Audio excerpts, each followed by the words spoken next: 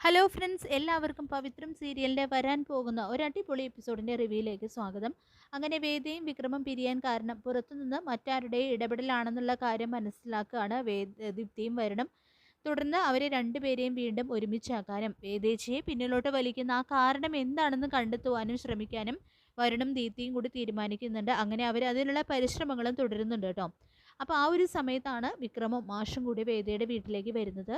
എന്നാൽ അവരുടെ കൂടെ പോകാൻ കൂട്ടാക്കാതെ വിക്രമുമായിട്ടുള്ള സകല ബന്ധങ്ങളും താൻ ഉപേക്ഷിക്കുകയാണെന്ന് വേദ പറയുമ്പോൾ ചങ്ക പിടഞ്ഞുകൊണ്ടാണ് ചങ്ക പിടഞ്ഞാണ് കേട്ടോ വേദ ആ ഒരു കാര്യം അറിയിക്കുന്നത്. എന്നാൽ മാഷിന് മനസ്സിലാകുന്നുണ്ട് വേദയെ അത്രമാത്രം വേദനിപ്പിക്കുന്ന എന്തോ ഒരു സംഭവം ഉണ്ടായിട്ടുണ്ട്. അവൾ ഈ കാര്യം ആരോടും പറഞ്ഞിട്ടില്ല. അത് എന്തായിരിക്കും എന്നാണ് കേട്ടോ മാഷ് ചിന്തിക്കുന്നത്.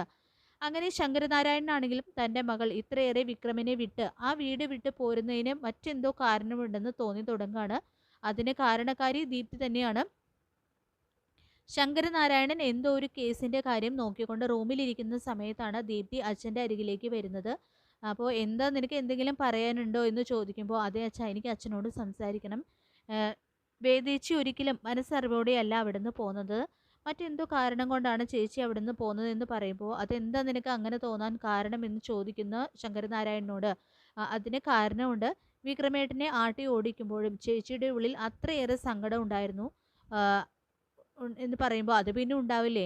ഇത്രയും ദിവസങ്ങളൊക്കെ അവർ രണ്ടുപേരും ഒരുമിച്ച് ആ വീട്ടിൽ കഴിഞ്ഞതല്ലേ എന്ന് പറയുമ്പോൾ പക്ഷേ ചേച്ചി അറുത്തു മുറിച്ച് വിക്രം ചേട്ടൻ്റെ അടുത്ത് എനിക്ക് വേണ്ടാന്നൊക്കെ പറയുന്നുണ്ടെങ്കിലും ചേച്ചിയുടെ മനസ്സിൽ അങ്ങനെയല്ല, മറ്റെന്തെയോ കാരണമാണ് എന്ന് ദീപ്തി പറയുമ്പോൾ അതെ, ആ ശ്രീനിവാസിൻ്റെ കാരണം തന്നെയാണ് വേദയ്ക്ക്, അല്ലാതെ വിക്രമിനോട് ദേഷ്യവും വെറുപ്പൊന്നും അവൾക്കില്ല എന്ന് പറയുമ്പോൾ അതല്ല അച്ഛാ. ഇതിനു മുൻപും ശ്രീനിവാസനുമായിട്ടുള്ള കൂട്ടുകെട്ട് വിക്രമേട്ടനുണ്ടായിരുന്നല്ലോ. അതും ഉപേക്ഷിക്കാൻ തയ്യാറായിട്ടാണ് വിക്രം ചേട്ടൻ വന്നത്. എന്നിട്ടും വേദേച്ചി പോകാത്തതിൻ്റെ പിന്നിൽ മറ്റെന്തോ കാരണം എന്തെന്ന് പറയുമ്പോൾ എന്താ നിന്റെ മനസ്സിൽ എന്തെങ്കിലും ഉണ്ടെങ്കിൽ തെളിച്ചു പറയാൻ ആവശ്യപ്പെടുകയാണ് കേട്ടോ ശങ്കരനാരായണൻ. അതിപ്പോൾ പറയാറായിട്ടില്ല, പക്ഷെ ചേച്ചി അധികം വൈകാതെ സത്യങ്ങളെല്ലാം എല്ലാവരെയും മനസ്സിലാക്കി ഇവിടുന്ന് പോകും. അച്ഛൻ അധികം പ്രതീക്ഷയൊന്നും മനസ്സിൽ കണക്ക് കൂട്ടണ്ട എന്ന് പറയുമ്പോൾ ശങ്കരനാരായണൻ ദീപ്തിയെ നോക്കി ചിരിക്കുന്നുണ്ട്. യഥാർത്ഥ പ്രശ്നം എന്താണെന്ന് അറിയാനായിട്ട് ശങ്കരനാരായണനും ഒരു ശ്രമം നടത്തുന്നുണ്ട് കേട്ടോ. അങ്ങനെ വരുണാണെങ്കിലും തൻ്റെ അച്ഛനെ ഏത് നേരവും നിരീക്ഷിക്കുന്നുണ്ട്. തൻ്റെ അച്ഛൻ്റെ ഇടപെടൽ കൊണ്ടാണോ ഇനിയിപ്പോൾ ഇങ്ങനെയൊക്കെ സംഭവിച്ചെന്നൊരു തോന്നൽ വരുണിൻ്റെയും ഉള്ളിലുണ്ട്. അത് ശ്രീനിവാസനും ശ്രീകാന്തും തമ്മിലുള്ള ഒരു ഫോൺ സംഭാഷണത്തിലൂടെയാണ് കേട്ടോ മനസ്സിലാകുന്നത്. അങ്ങനെ ശ്രീനിവാസൻ കുളിക്കാനായിട്ട് ബാത്റൂമിലേക്ക് പോകുന്ന സമയത്ത് ഫോൺ എടുത്ത് ചെക്ക് ചെയ്യുന്നുണ്ട്. അപ്പോൾ ശ്രീകാന്തിൻ്റെ നിരവധി ഫോൺ കോളുകൾ അവൻ കാണാനും ആ കോള് റെക്കോർഡിംഗ് എല്ലാം ഓൺ ചെയ്തു വെച്ചതിന് ശേഷം അവിടെ നിന്ന് പോകുന്നുണ്ട് കേട്ടോ വരുൺ. അങ്ങനെ ശ്രീനിവാസനെ ശ്രീകാന്ത് വിളിക്കുന്ന സമയത്തെല്ലാം കോൾ റെക്കോർഡ് ആവുന്നുണ്ട് കേട്ടോ. അങ്ങനെ അവനാണെങ്കിൽ ഈ കോൾ റെക്കോർഡ് എല്ലാം ഓട്ടോമാറ്റിക്കലായിട്ട് അവളുടെ ഫോണിലേക്ക് വെക്കുന്ന രീതിയിലാക്കി വെച്ചിട്ടുണ്ടാവും. അങ്ങനെ ആ ഫോൺ സംഭാഷണത്തിൽ നിന്ന് തന്നെ ശ്രീകാന്ത് വാസവനോട് പറയുന്ന കാര്യങ്ങളെല്ലാം വരുൺ കേൾക്കുന്നുണ്ട്. ഇലക്ഷൻ സമയത്ത് വിക്രമനെ മുന്നിൽ നിർത്തി വിക്രമനെ അച്ഛനെ കൊണ്ട് കൊല്ലിക്കാനുള്ള ഒരു പരിപാടിയാണെന്ന കാര്യം മനസ്സിലാക്കുന്നുണ്ട് കേട്ടോ വരുൺ. ഈ കാര്യം ദീപ്തിയോട് കണ്ട് സംസാരിക്കുകയും ചെയ്യുന്നുണ്ട്. എല്ലാവരും കൂടി ഒരു ഗൂഢാലോചന നടത്തുകയാണ്. ഇതിൻ്റെ പിന്നിൽ നിന്റെ ചേട്ടൻ ശ്രീകാന്ത് തന്നെയാണ്. എൻ്റെ അച്ഛനുമായിട്ടുള്ള സംസാരിക്കുന്ന ഈ വോയിസ് ക്ലിപ്പൊക്കെ ഒന്ന് കേട്ടു നോക്ക് എന്നെല്ലാം പറഞ്ഞുകൊണ്ട് അത് കേൾപ്പിച്ചു കൊടുക്കുമ്പോൾ ദീപ്തിക്കാണെങ്കിൽ ദേഷ്യം അടക്കാനായിട്ട് പറ്റുന്നില്ല. സ്വന്തം ചേട്ടൻ തന്നെ അനിയത്തിമാരുടെ ജീവിതം ഇല്ലാതാക്കുന്നത് എന്ന് പറയുന്നുണ്ട് കേട്ടോ വരുൺ. നിന്റെ ചേട്ടൻ ലക്ഷ്യം വെക്കുന്നത് എന്താണെന്നറിയാമോ? വിക്രം ചേട്ടനെ കൊന്നിട്ട് അതിൻ്റെ പക എൻ്റെ തലയിൽ കെട്ടിവെക്കാനാണ്. പക തോന്നി വിക്രം ചേട്ടനെ ഞാൻ കൊന്നത് വരുത്തി തീർത്ത് എന്നെ ജയിലിലടയ്ക്കാനാണ് അവരുടെ പദ്ധതി. അപ്പോൾ രണ്ട് പെങ്ങന്മാരുടെയും ജീവിതം സുരക്ഷിതമാകുമല്ലോ എന്ന് പറയുമ്പോൾ അതൊരിക്കലും നടക്കാൻ പോകുന്നില്ല. ആ ചെന്നായുടെ മുഖംമൂടി ഞാൻ വലിച്ചു കയറും. എൻ്റെയും എൻ്റെ വേദേച്ചിയുടെയും ജീവിതം വെച്ചാണ് അയാൾ കളിക്കുന്നത്. എന്തായാലും നമ്മുടെ കയ്യിൽ കൂടുതൽ തെളിവൊന്നുമില്ല, അതുകൊണ്ട് എടുത്തു ചാടി ഒന്നും ചെയ്യണ്ട. ഇതിനെ എന്തെങ്കിലും നീ ചെയ്യാൻ നോക്കണം എന്നെല്ലാം പറയുന്നുണ്ട് കേട്ടോ വരുൺ. അങ്ങനെ ശ്രീകാന്തിനെ വാച്ച് ചെയ്യാൻ വേണ്ടി ശ്രമിക്കുകയാണ് ദീപ്തി. അങ്ങനെ വീട്ടിലേക്ക് വരുന്ന ദീപ്തിയാണെങ്കിൽ ആദ്യം തന്നെ ശ്രീകാന്ത് എവിടെയാണെന്ന് നോക്കുന്നുണ്ട്.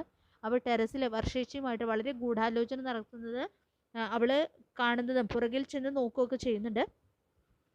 അങ്ങനെ വർഷേച്ചിയും കൂടി അറിഞ്ഞിട്ടുള്ള ഒരു പ്ലാനിങ് ആണെന്നുള്ള കാര്യം ദീപ്തിക്ക് ആ സമയത്ത് മനസ്സിലാവുന്നുണ്ട്.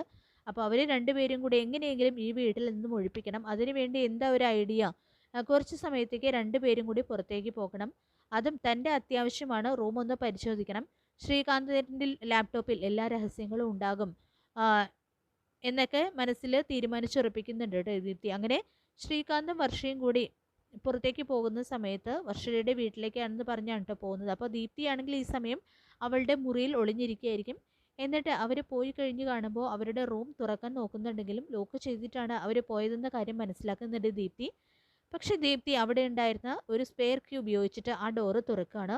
എന്നിട്ട് ലാപ്ടോപ്പ് ഓൺ ചെയ്യുന്നുണ്ട് കേട്ടോ. അതിൽ നിന്നും ശ്രീകാന്തിൻ്റെ എല്ലാ രഹസ്യങ്ങളും അവളുടെ പെൻ ഡ്രൈവിലേക്ക് കോപ്പി ചെയ്തതിന് ശേഷം അവളുടെ റൂമിൽ ചെന്നിട്ട് എടുത്തു നോക്കുമ്പോൾ അവൾ ഞെട്ടിക്കുന്ന രീതിയിലുള്ള പല കാഴ്ചകളും കാണുന്നുണ്ട്. തൻ്റെ ചേട്ടൻ ഇത്രയൊക്കെ വളർന്നു പോയോ എന്നിട്ട് കണ്ട് അവൾ പോലും ശരിക്കും ഷോക്കാവുന്നുണ്ട്. അങ്ങനെ ശ്രീനിവാസിൻ്റെ അടുത്ത് വരുൺ പറയുന്നുണ്ട് ഈ കാര്യങ്ങൾ, ഈ മെസ്സേജ് എല്ലാം വരുൺ ഇനിയും അറിയിക്കുന്നുണ്ട് കേട്ടോ. അപ്പോൾ ശ്രീനിവാസനോട് ചെന്നിട്ട് പറയും, വരുൺ വാസവൻ്റെ അടുത്ത് എന്നിട്ട് വരുൺ പറയും, അച്ഛനോട് എനിക്ക് കുറച്ച് സംസാരിക്കുന്നുണ്ടെന്ന് പറയുമ്പോൾ എന്താടാ കാര്യം, ഈ ഇലക്ഷൻ കഴിയുന്നത് വരെ ഞാൻ വളരെ ബിസിയാണെന്ന് നിനക്കറിയാലോ എന്ന് പറയുമ്പോൾ ഇത് അതിലും വലിയ ചതിയാണ് അച്ഛാ എന്ന് പറഞ്ഞുകൊണ്ട് വാസവനെ മുറിയിലേക്ക് കൂട്ടിക്കൊണ്ട് പോയതിന് ശേഷം ആ ക്ലിപ്പുകളും വീഡിയോസും എല്ലാം വരുൺ കേൾപ്പിച്ചു കൊടുക്കുമ്പോൾ അതൊക്കെ കേട്ട് വാസവൻ പോലും ശരിക്കും ഞെട്ടിപ്പോവാണ് കേട്ടോ. അപ്പോൾ ശ്രീകാന്തിൻ്റെ ചതി അയാൾക്ക് മനസ്സിലാവുന്നുണ്ട്. വാസവനെ മുന്നിൽ നിർത്തിക്കൊണ്ട് വിക്രമിനെ തീർക്കണം, എന്നിട്ട് അതിൻ്റെ കുറ്റം അയാളുടെ മകൻ്റെ തലയിൽ കെട്ടിവെച്ച് അവനെ ജയിലിലാക്കണം. അയാളുടെ മകന് എൻ്റെ പെങ്ങളെ കിട്ടി വിളിച്ചു കൊടുക്കുന്ന അയാൾക്കും അയാളുടെ മകനും ഒരു ചില്ലി കാശ് പോലും ഞാൻ കൊടുക്കില്ല. അവരെ പൂട്ടാനുള്ള വഴിയൊക്കെ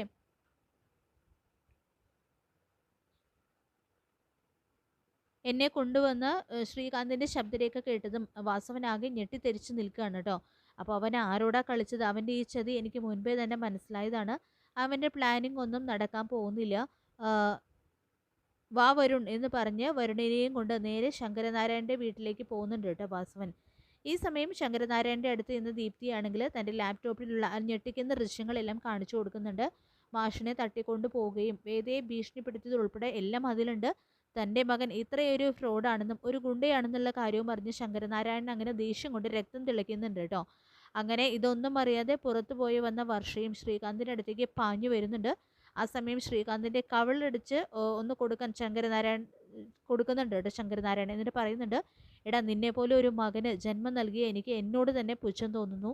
നീ എന്ത് വൃത്തികേടാണ് ഈ കാണിച്ചു വെച്ചിരിക്കുന്നത്. നീ സ്വന്തം പെങ്ങളുടെ ജീവിതം വെച്ചാണ് കളിച്ചത്. അവളെ ഭീഷണിപ്പെടുത്തി വീട്ടിലേക്ക് കൊണ്ടുവന്ന് അവളുടെ ഭർത്താവിൻ്റെ അച്ഛനെ തട്ടിക്കൊണ്ടുപോയി കൊന്നുകളയുമെന്ന് ഭീഷണിപ്പെടുത്തി കൊണ്ടാണോടാ അവളെ ഇങ്ങോട്ട് കൊണ്ടുവരേണ്ടത്. നീ നിന്റെ വൃത്തികേടുകളെല്ലാം എനിക്ക് മനസ്സിലായിടാ. അത് മാത്രമല്ല പല കളികളും നീ ചെയ്യുന്നുണ്ടെന്ന് പറഞ്ഞ് അയാളുടെ കരണം നോക്കി ഒന്ന് കൊടുക്കുന്നുണ്ട് കേട്ടോ. അപ്പോൾ ആ സമയം വാസവനും വരുണുമാണെങ്കിൽ അവിടേക്ക് വരുന്നുണ്ട്. ശ്രീകാന്ത് സാറേ, നിന്റെ കളിയൊക്കെ എനിക്ക് മനസ്സിലായിടാ. സ്വന്തം പെങ്ങളുടെ ഭർത്താവിനെ കൊന്നിട്ട് ആ കൊലക്കുറ്റം എൻ്റെ മകൻ്റെ തലയിൽ കെട്ടിവെക്കാനല്ലേ പ്ലാൻ എന്ന് ചോദിച്ചുകൊണ്ട് വാസവനാണെങ്കിലും കരണം നോക്കിയൊന്ന് കൊടുക്കുന്നുണ്ട് ശ്രീകാന്തിൻ്റെ. അപ്പോൾ ആ സമയത്താണ് പോലീസ് വാഹനം അവിടെ വന്നു നിൽക്കുന്നത്. അത് മറ്റാരും വിളിച്ചതാവില്ല, ദീപ്തി തന്നെയാണ്. പോലീസുകാരെ കണ്ട് ശങ്കരനാരായണനും ശ്രീകാന്തും ഒഞ്ഞു നിട്ടുന്നുണ്ട് കേട്ടോ. അപ്പോൾ ഞാനേ ഇവരെ വിളിച്ചത്, ഇതുപോലൊരു ഗുണ്ടയുള്ള വീട്ടിൽ എനിക്ക് താമസിക്കാൻ പറ്റില്ല. ഇവനെ ഇപ്പോൾ തന്നെ പോലീസ് അറസ്റ്റ് ചെയ്തുകൊണ്ട് പോകണം. അച്ഛൻ കണ്ടത് ലേട്ടൻ കാണിച്ചു കൂട്ടിയ ചെയ്തുകളൊക്കെ പിന്നെ എങ്ങനെ അച്ഛനെ ന്യായീകരിക്കാൻ പറ്റും? അച്ഛൻ്റെ ഒരു ജഡ്ജിയല്ലേ. ഈ തെറ്റിൻ്റെയും ക്രൂരതയുടെയും വലിപ്പമൊക്കെ അച്ഛനും അറിയില്ലേ? അങ്ങനെ ശങ്കരനാരായണനാണെങ്കിലും ഒരു മൗനസമ്മതം പോലീസുകാർക്ക് കൊടുക്കുന്നുണ്ട്. അപ്പോൾ പോലീസുകാരും ശ്രീകാന്തിനെ അറസ്റ്റ് ചെയ്തുകൊണ്ട് പോകുന്നുണ്ട് കേട്ടോ. അങ്ങനെ ആ ഒരു ഡൈവോഴ്സ് പേപ്പർ എടുത്തിട്ട് ശങ്കരനാരായണൻ വലിച്ചു കയറുന്നുണ്ട്. അങ്ങനെ എല്ലാ കാര്യങ്ങളും കലങ്ങി തെളിയാണ് കേട്ടോ. അപ്പോൾ ആ ഒരു സമയത്താണ്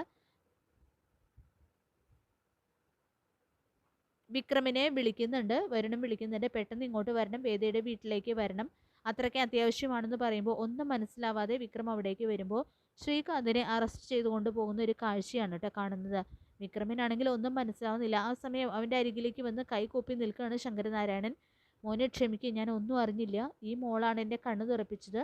ശ്രീകാന്തിൻ്റെ ഈ ചതി എനിക്ക് മനസ്സിലാകാതെ പോയി. അങ്ങനെ ശ്രീകാന്ത് ചെയ്തു വെച്ച കാര്യങ്ങളെല്ലാം വിക്രമിനും ആ സമയത്ത് മനസ്സിലാവുന്നുണ്ട്. എടാ എന്ന് വിളിച്ചുകൊണ്ട് അലറി വിരിച്ച് ശ്രീകാന്തിൻ്റെ അരികിലേക്ക് പാഞ്ഞു ചെല്ലുകയാണ് കേട്ടോ വിക്രം. എൻ്റെ അച്ഛനെ തട്ടിക്കൊണ്ടുപോയി നിന്നെ ഞാൻ വെറുതെ വിടില്ലടേ എന്ന് പറഞ്ഞുകൊണ്ട് ഷട്ടിൽ കുത്തിപ്പിടിച്ച് മൂക്ക് നോക്കി 4-5 ഇടി ഇടിക്കുന്നുണ്ട് കേട്ടോ വിക്രം. അപ്പോഴേക്കും പോലീസുകാർ വന്ന് വിക്രമിനെ പിടിച്ചു മാറ്റുന്നുണ്ട്. വിക്രമാണെങ്കിൽ ദേഷ്യം അടക്കാൻ കഴിയാതെ ആ സമയത്ത് വേദയെ നോക്കുന്നുണ്ട്. വേദയാണെങ്കിൽ ഓടി വന്ന് വിക്രമിനെ കെട്ടിപ്പിടിക്കുന്നുണ്ട് കേട്ടോ. വേദ, നീ ഈ കാരണം കൊണ്ടാണ് എൻ്റെ അച്ഛൻ്റെ ജീവൻ രക്ഷിക്കാനായിട്ടാണോ നീ ആ വീട് വിട്ട് വന്നത് എന്നെനിക്ക് മനസ്സിലായില്ല.